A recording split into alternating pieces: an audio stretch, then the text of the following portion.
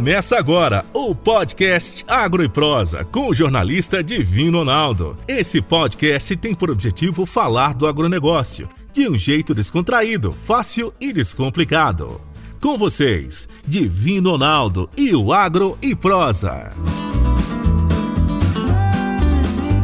O meu entrevistado de hoje será Josinaldo Zanotti, zootecnista e consultor em agropecuária. E o tema da nossa entrevista será atitudes que evoluem o resultado da agricultura.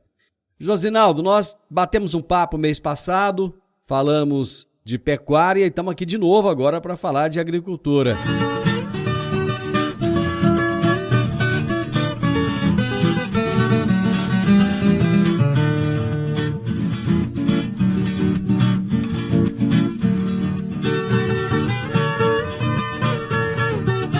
Muito bom receber você aqui novamente.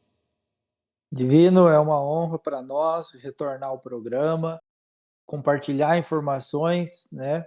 E pode soar estranho, né? Um zootecnista falando de agricultura, mas nosso foco de atuação, por ser voltado à gestão, ao planejamento, então nós conseguimos mensurar inúmeros indicadores nas fazendas.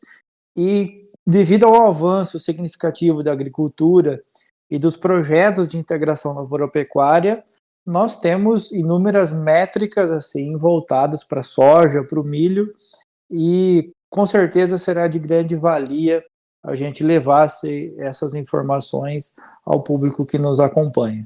O trabalho da sua empresa é Geagro, né? A empresa que você tem aí? Isso, exatamente. O trabalho do Geagro, ele está voltado mais para a agricultura, mais para a pecuária ou não? Existe um equilíbrio? Existe um equilíbrio, Divino, tá? Antigamente, nós somos franqueados do Instituto Integra, né? E a grande maioria dos nossos clientes eram de pecuária.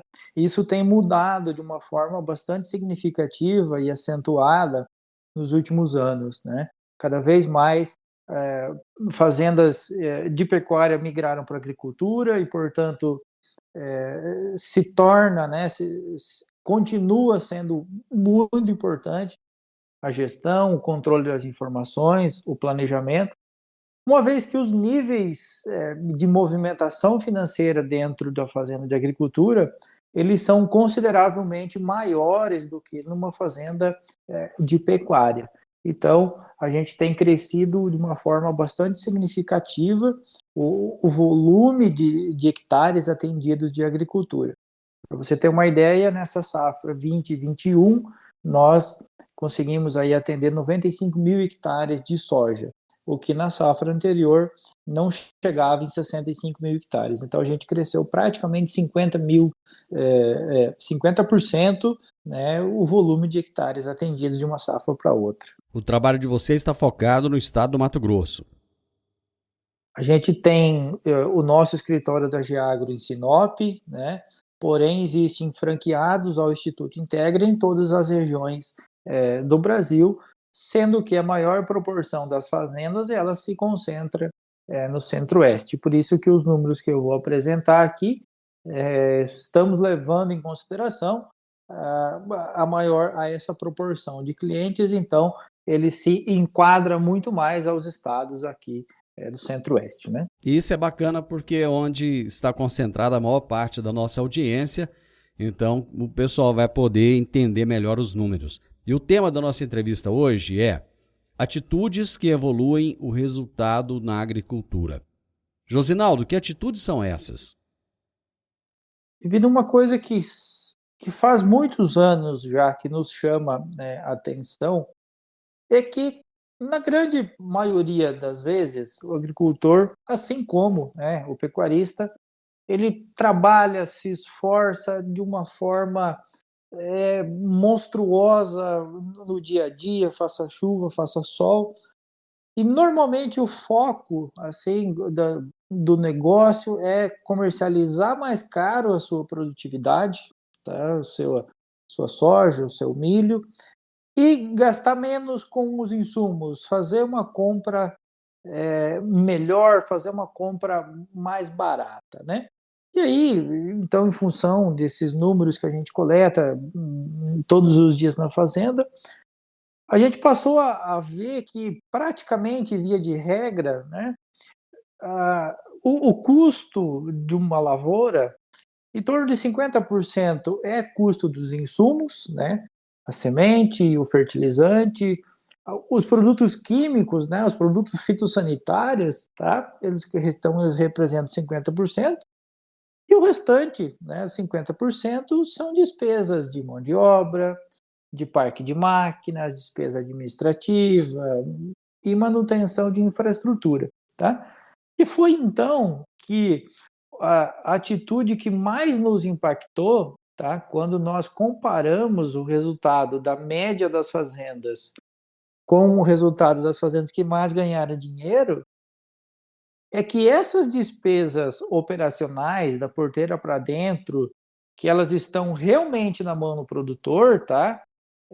As fazendas economizaram 24% nesse quesito operacional. Então, ou seja, a atitude que mais impacta no resultado, no final das contas, tá? É o produtor dimensionar bem realmente qual que é a necessidade da mão de obra, a manutenção do seu parque de máquina, o financiamento do parque de máquinas, né? Como que ele equilibra isso? Porque o valor, a despesa com os insumos e o valor de venda, isso está na mão do mercado. E o mercado que é soberano e a gente dificilmente consegue manipular ele. Consegue, sim, alguns diferenciais competitivos em função de forma de pagamento e volume de compra, porém são preços que são... a composição desses preços, eles são feitos por inúmeras variáveis, inclusive câmbio, né? E a gente vem observando aí uma crescente de dólar nos últimos tempos, né? Dentro desses outros itens que estão na mão do produtor, qual deles é mais fácil dele manusear, dele mexer? Assim, ó, torna-se importante, né, a fazenda entender e dimensionar, principalmente, tá, o parque de máquinas e a sua mão de obra, tá? Porque são dois indicadores, né, que, quando somados, eles representam em torno de R$ 1.000 por hectare, tá? Então, eu lembro que antigamente tinha um cliente que ele falava, eu não contrato safrista, né, que é conhecidamente aquele colaborador que vem para a fazenda para ajudar no plantio e na colheita. Então, certo. A fazenda trabalhava lá com aquela mão de obra os 12 meses do ano, tá? Uhum. Foi aí, então, que a gente começou a analisar e entender que isso gerava uma sobrecarga na folha de pagamento, consequentemente, né, encargos trabalhistas, e isso impactava no resultado. Então, assim, isso é só um exemplo, uma ideia da importância do camarada ter dentro da fazenda uma mão de obra bem dimensionada. E, por outro lado, também, quando a gente fala em parque de máquinas, é muito comum a gente observar, tá, um parque de máquinas dimensionado para uma área superior ao que a fazenda tem, né? E esse número, às vezes, até chega a nos assustar bastante, porque normalmente as fazendas trabalham com 20% a 30% de máquinas sobrando, né? Isso gera, né, um custo bastante significativo que pode, sim, impactar no resultado da atividade.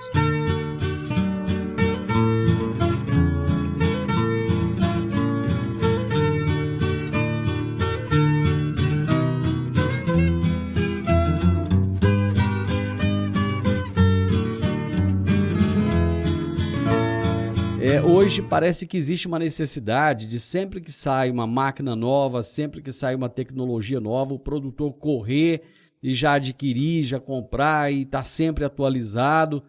E muitas vezes parece que não há essa necessidade toda, né? ou há?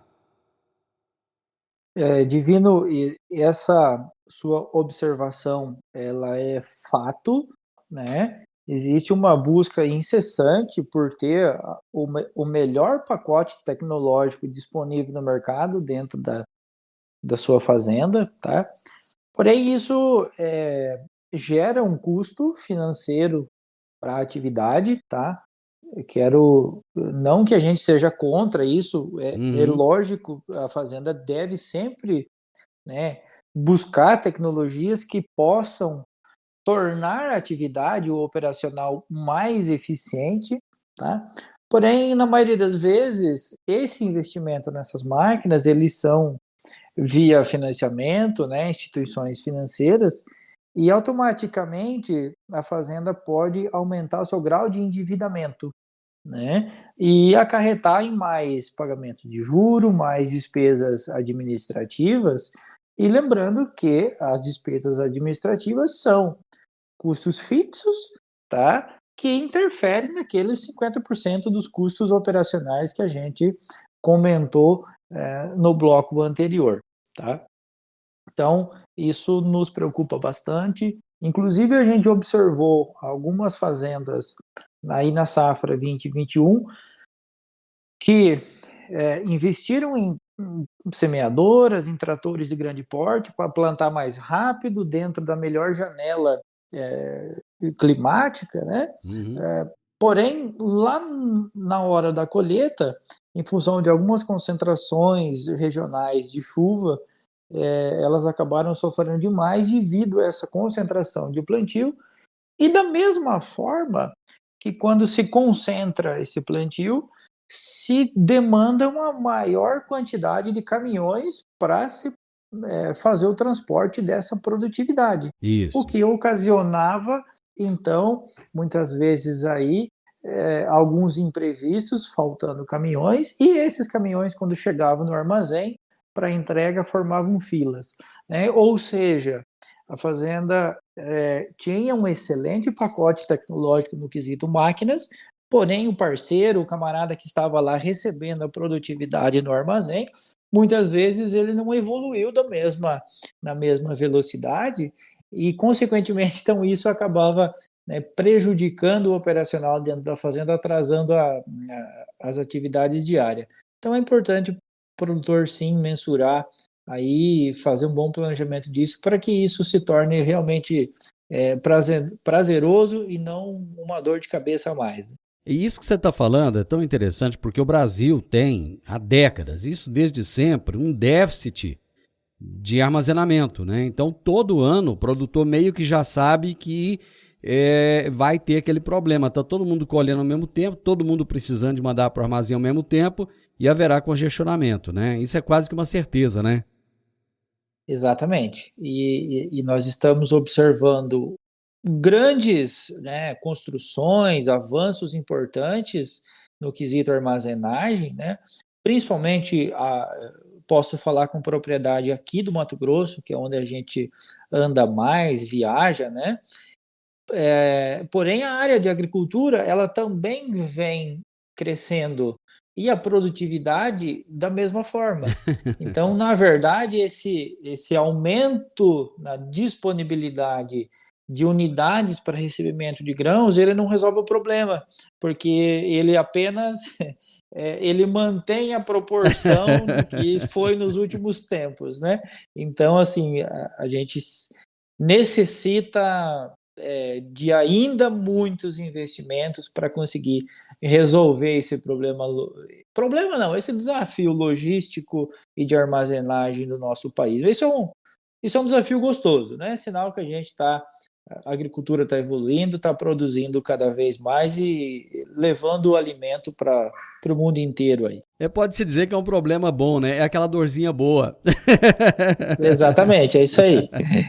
Bom, o incremento da produtividade, ele é importante. Agora, nem sempre esse incremento está ligado a essa questão tecnológica, né? Dia desses eu estava observando uma discussão num grupo de produtores em que eles falavam de tecnologias e plantadeiras e uma série de tecnologias utilizadas nessas plantadeiras, E um dos produtores falou, olha, eu tenho uma plantadeira que eu uso há mais de 10 anos e ela me dá resultados excepcionais, tão bons quanto aqueles resultados de pessoas que estão usando aí plantadeiras ultramodernas, né? Então, o incremento da produtividade, ele vai muito além da tecnologia apenas, né?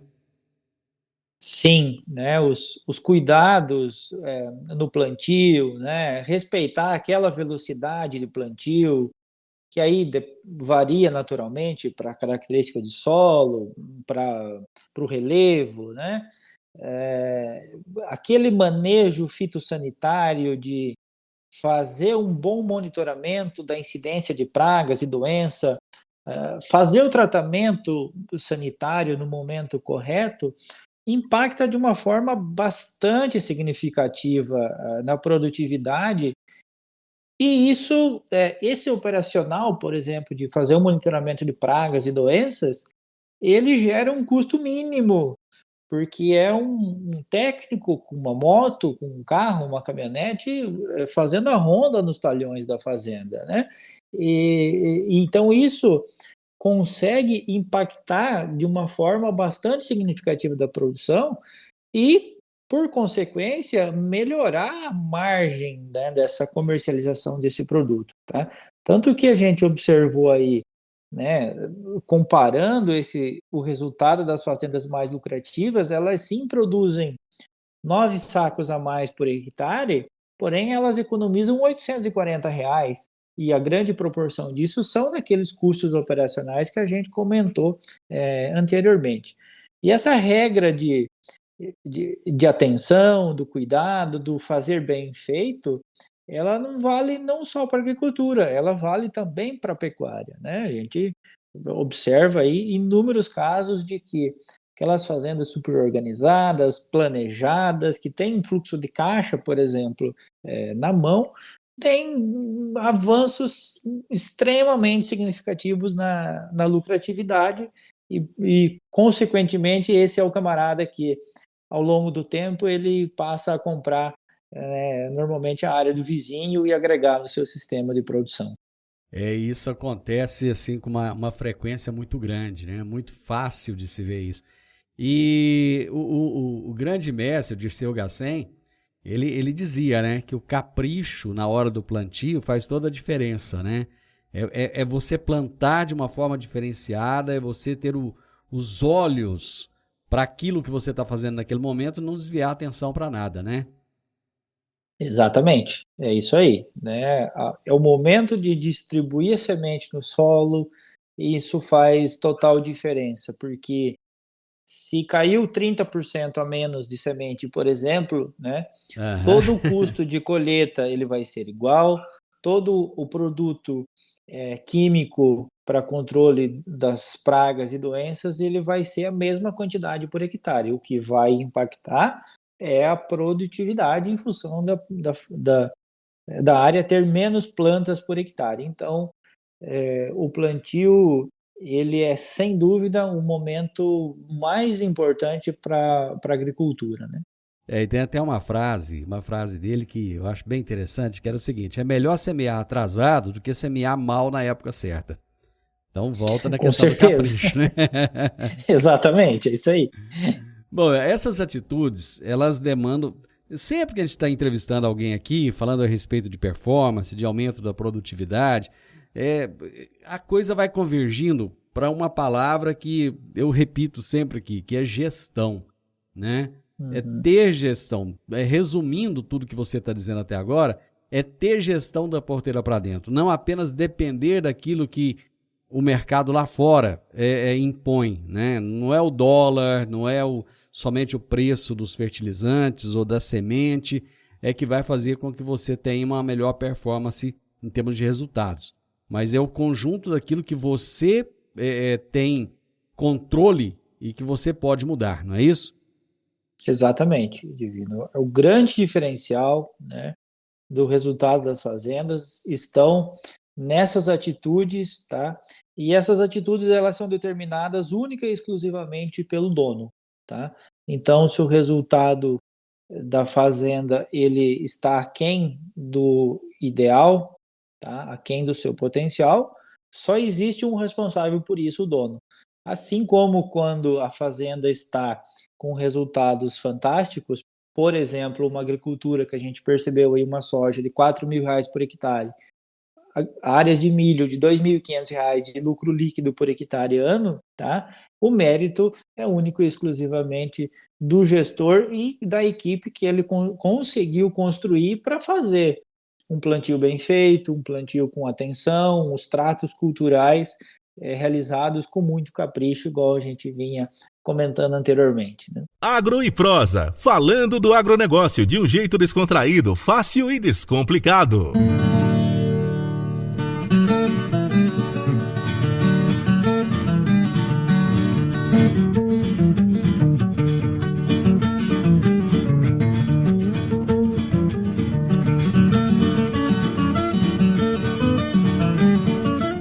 Josinaldo, qual é o percentual de ganho esperado pelo produtor numa época como essa? Os ganhos estão bons?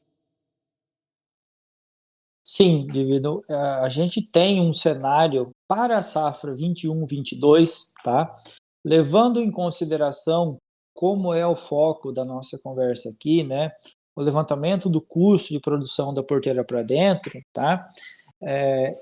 Todos os planejamentos que nós fizemos aqui, né, para essa safra, as fazendas que a gente construiu lá atrás, um fluxo de caixa previsto e tudo, estamos falando em uma soja que vai ter um desembolso total na casa de R$ 5.500 por hectare no Centro-Oeste, tá? E isso remete a um custo por saco, tá, de produção de R$ 85 a R$ 90, tá? 85 naquelas fazendas que tem uma produtividade um pouco maior, se a fazenda produz um pouquinho menos, em torno de R$ 90. Então, ou seja, a nossa régua de referência tem essa variação aí de R$ 5 por saco, né? Uhum. E nós temos, né, um mercado futuro que, apesar de ter inúmeros produtores bastante otimistas com o aumento, né, do valor de venda, tá? O que é incerto, porque o mercado é soberano e a gente não consegue ter certeza disso, mas a gente tem um mercado pagando em contratos futuros 140, 145, já ocorreram ofertas de R$ 160, tá? Mas se a gente levar em consideração aqui R$ 140, isso representa um lucro líquido por saco produzido de R$ 50, de R$ 55, tá? Ou seja, o produtor ele precisa de, em algum momento, travar para ele já poder garantir uma margem de lucro ali. Exatamente. O produtor já tem a oportunidade, né, de garantir margem líquida de 35% naquela quantidade de sacos que ele travar em contrato, né? Historicamente, esses 35, eles são uma boa margem? É uma excelente margem, tá? Porque normalmente nós encontrávamos em anos anteriores 15%, 20%. O que isso significava? Que o produtor vendia uma soja de R$ 70 e produzia R$ 55, R$ 60 por saco, né? Tinha de lucro líquido aí R$ 20 por saco, 25, 15, dependendo do ano, né? Ou seja, hoje a gente está falando em lucro por saco de o dobro, 3 vezes mais, tá? Porém, claro, né, o ideal é que ele nunca trave 100% da sua expectativa de produção, porque numa eventual frustração de safra, ele passa a ter sim uma dor de cabeça para resolver e um problema bastante grande, porque ele fez o contrato de entregar a sua produtividade, né? Nós tivemos agora, esse ano, um incremento muito grande de custos. Para a próxima safra agora, você acha que deverá haver mais aumento nesses custos ou não? Eles devem se estabilizar? Sim, isso é nítido, tá? Que a gente vai ver custos maiores, tá? Inclusive, recentemente a gente estava com um cliente conversando sobre justamente essas vendas futuras, e a soja colhida em 2023, ela tem uma perspectiva, já tem disponível contrato futuro maior do que o preço físico do momento, né, da nossa atualidade. Certo. O que é totalmente fora da normalidade que a gente sempre acompanhava nos últimos anos, porque o mercado futuro, ele sempre era ofertas mais baixas, normalmente, do que a soja disponível agora. Porém, tá? Por exemplo, uma soja, a gente recebeu ofertas aqui de soja de R$150 lá para entregar em 2023. Porém, a margem dessa soja, ela é muito mais baixa do que a soja disponível nesse momento, tá? Porque provavelmente a gente esteja falando de custo de produção na casa de R$120, R$115 por saco, tá? Em função de principalmente o aumento no custo em função dos fertilizantes, dos tratamentos fitossanitários, tá? Que esses sim são, em sua grande maioria, produtos que vêm de fora do Brasil. O Brasil não é um produtor desses insumos e eles são dolarizados. Então, isso vai aí, com certeza, dar um aumento por hectare de custo na casa de 20% a 30%. Então, a gente já está preparando os clientes aqui e eu não ficarei surpreso se a gente vê uma soja de R$6.500 por hectare aí no ano de 2023, tá? Josinaldo, nós chegamos ao final. Hoje é dia 21 de dezembro, o Natal tá batendo na porta aí, tá chegando. Eu te desejo um feliz Natal. Você e a sua família possam realmente ter momentos maravilhosos nesse Natal e um ano novo cheio de coisas boas, um ano novo cheio de realizações. Muito obrigado pela parceria, por ter estado comigo aqui no programa, com os nossos ouvintes, ao longo desse ano de 2021. Muito obrigado, viu? Nós que agradecemos, Divino, um excelente Natal e Ano Novo para você, para sua família, aos ouvintes, e contem conosco em 2022. Você ouviu o podcast Agro e Prosa. Se gostou, compartilhe, recomende e nos siga nas diferentes plataformas de podcast.